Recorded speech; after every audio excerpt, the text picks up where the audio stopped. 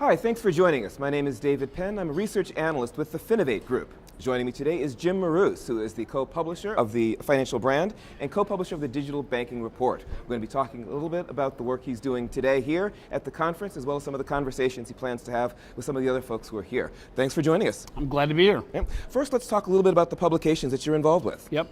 Well, the Financial Brand is a daily publication that really gives retail bankers a heads up on what's going on in the industry. It's the second largest publication in the financial services industry globally, and it's really where retail bankers go to find out what innovations are going on, what kind of research is being done, and what are the trends. It's a quick read.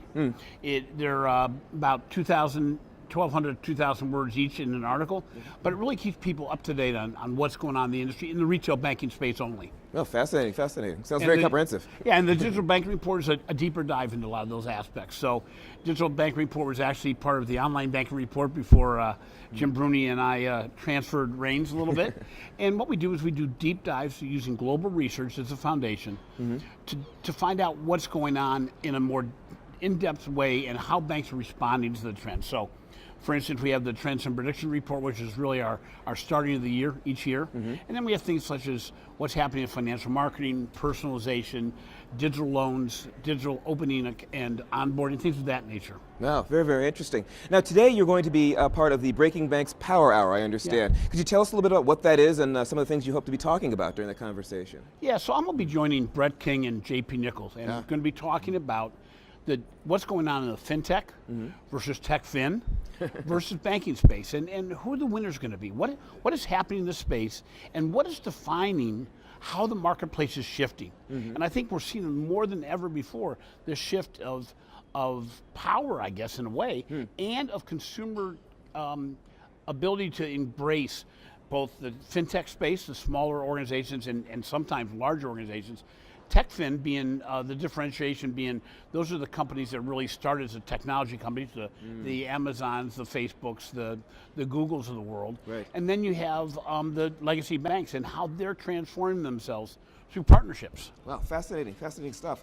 I was looking at a little bit of the work that you've been looking at lately, some of the conversations you've been having, and there was one thing that stuck out that I wanted to talk to you about, and it was the concept of embracing change, taking risks, and even more interesting to me was the idea of disrupting yourself. Yeah. Could you talk a little bit about that, particularly that last post? Yeah, I think what has happened now is change is happening so quickly that bankers, by their own legacy, are somewhat against change. They're not lovers of change and risk.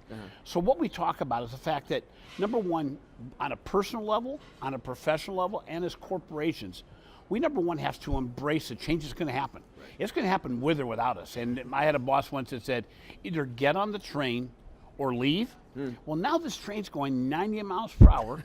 It is not stopping at stations, and people are being thrown from the train that aren't going to be going along with the train at the speed it's going.